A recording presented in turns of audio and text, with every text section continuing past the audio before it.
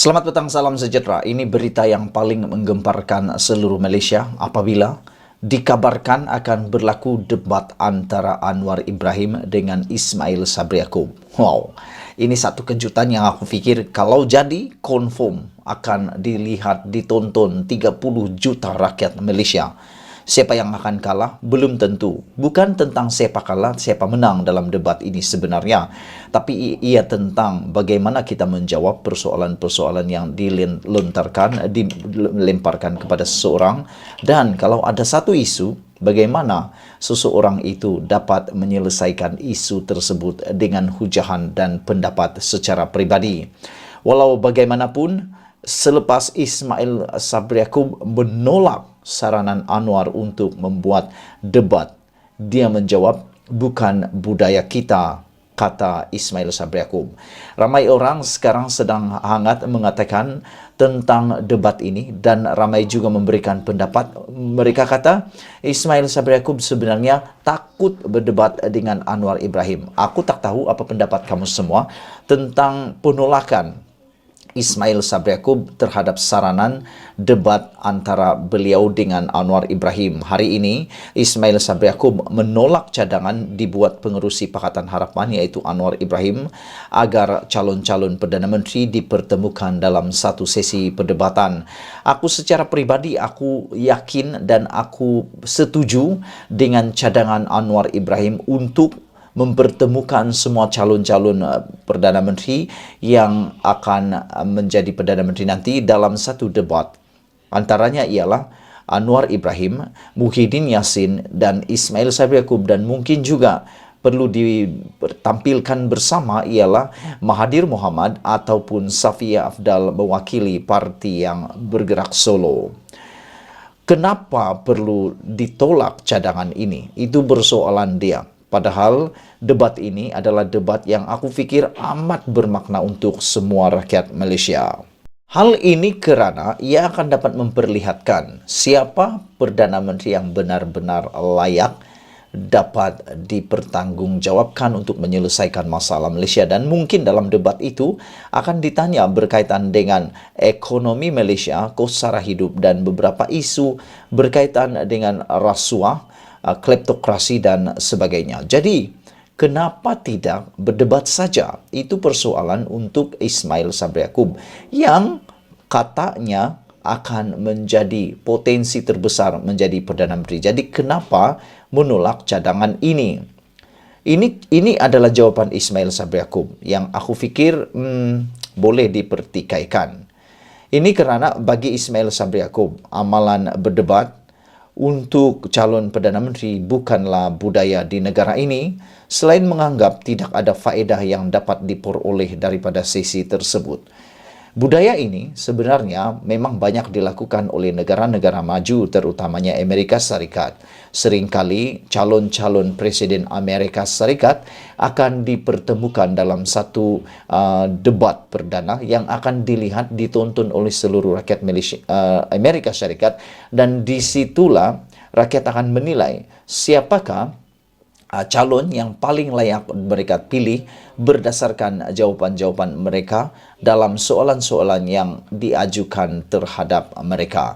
Jadi kenapa rakyat Malaysia tidak dapat peluang seperti itu? Kita nak lihat juga semua calon-calon Perdana Menteri ini siapa yang paling pintar menjawab, siapa yang mempunyai idea yang cukup, dan siapa yang akan menjadi tok merapu ataupun mat merapu. Siapa yang mat bijak, mat pintar, atau mat merapu. Kita akan lihat kalau debat itu dapat dilaksanakan. Selain daripada itu, Ismail Sabri Yaakob mengatakan yang pertamanya, bukan budaya kita untuk berdebat, tak pernah kita buat, tak mendatangkan hasil pun, kata Ismail Sabri Yaakob. Kalau kita buat berdebat, dia Anwar akan sebut segala janji manifesto dia termasuk janji bulan dan bintang. Jadi tak perlu, kata Ismail Sabri Yaakob. Yang aku fikir adakah Anwar saja yang akan menjanjikan manifesto? Kerana sebenarnya semua parti politik termasuk Perikatan Nasional, Barisan Nasional maupun GTA ataupun parti-parti yang lain mempunyai janji manifesto. Dan bukan semua Manifesto itu telah pun dilaksanakan. Ini bukan saja Pakatan Harapan. Seringkali orang cakap Pakatan Harapan lah yang tak melaksanakan manifesto. Tapi persoalannya selama 60 tahun Barisan Nasional memerintah Malaysia, adakah manifesto mereka telah dilaksanakan 100% dalam tempoh 60 tahun itu, bosku? Pakatan Harapan 22 bulan sahaja. Jadi nak banding 60 tahun dengan 20 tahun memanglah tak adil langsung.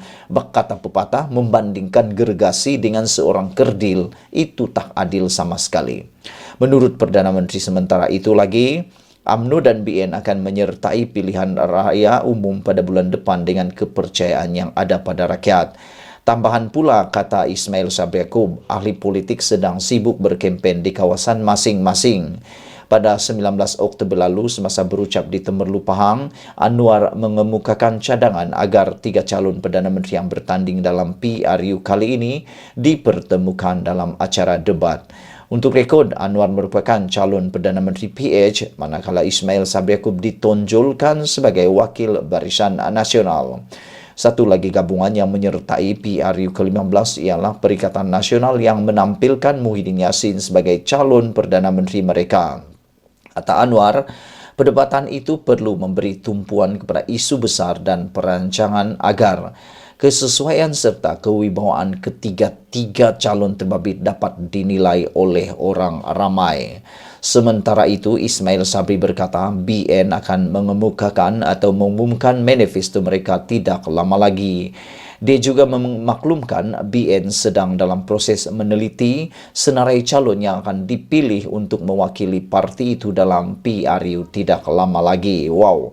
Selain daripada manifesto Barisan Nasional yang kata Zahid boleh dipertimbangkan untuk dimasukkan, yaitu pelantikan 3 orang timbalan Perdana Menteri Malaysia selepas PRU 15, yang aku fikir seperti kata Tuan Ibrahim Tuan Man, itu adalah satu mi segera.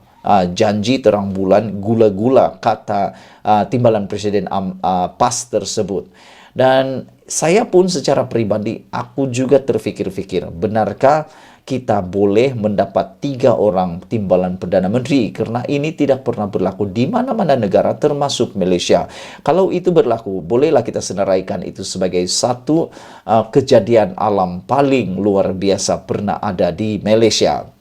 Saudara-saudara, tentang manifesto pula, aku fikir kalau debat ini terjadi, ia akan dapat memperlihatkan siapa sebenarnya pilihan yang terbaik untuk rakyat Malaysia.